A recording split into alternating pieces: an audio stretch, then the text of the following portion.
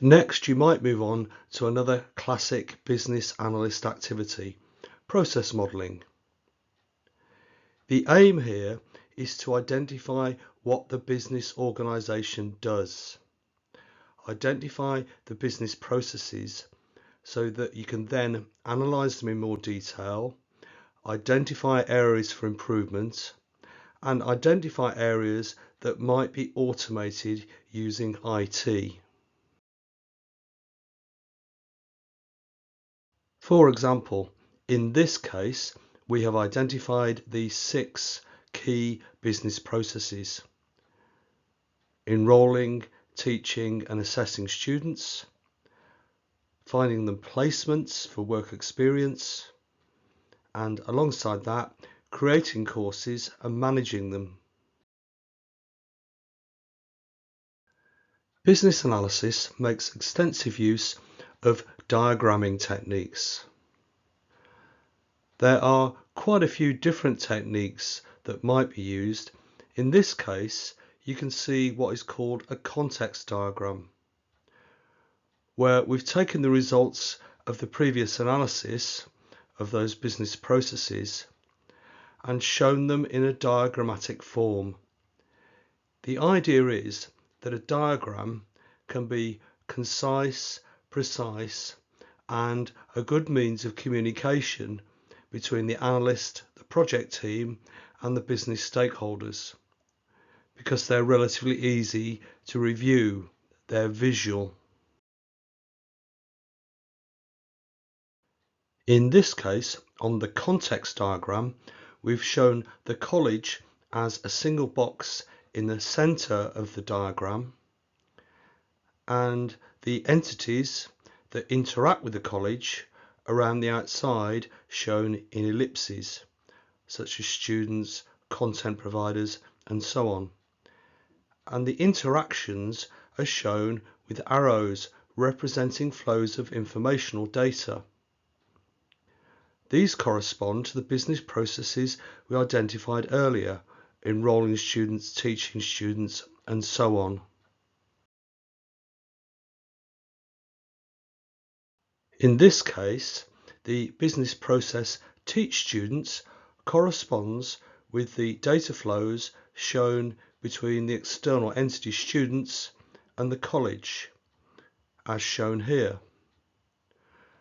The business process place students corresponds with the flow between the college and student placement providers.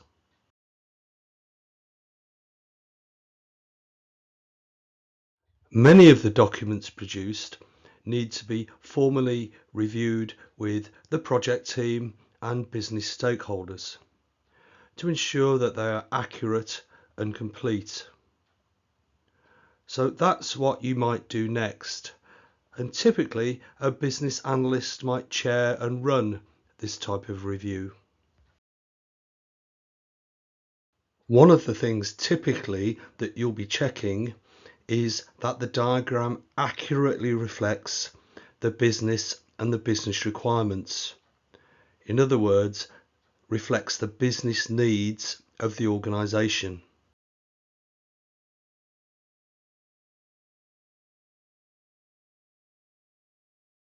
Later in the day, you might move on to a prototyping session with, again, some of the stakeholders.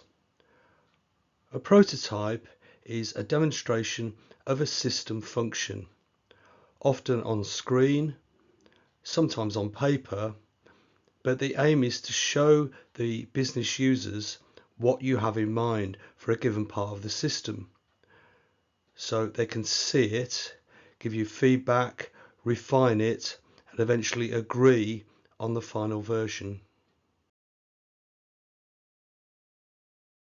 A prototyping session usually focuses on a single system function.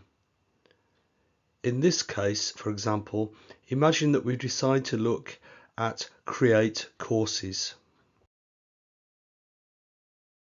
The business analyst would work with the developers on the project team to create a prototype screen like the one that you can see here, that demonstrates what you think the business requirement is. This can then be reviewed with the stakeholders and they can provide input as needed. In practice, I have found prototyping extremely useful and productive. You may think you fully understood a requirement, but often when the stakeholders, the users, actually see a screen in front of them, they come up with additional detail. For example, in this case, they might say, you've shown two possible types of course, academic and vocational, but we need another box called Other for courses that do not fit these classes. They might say we need an additional field showing course duration in days or weeks. Part of the role of the business analyst is to ensure that business requirements are fully understood and recorded, and this helps.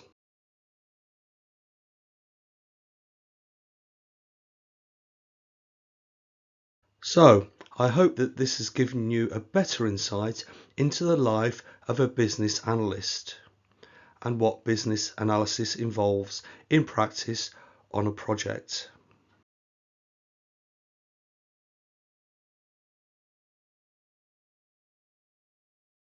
You have seen how you might be involved as a business analyst or BA in a whole range of activities, including fact-finding, stakeholder analysis, process modeling, requirements analysis, and prototyping.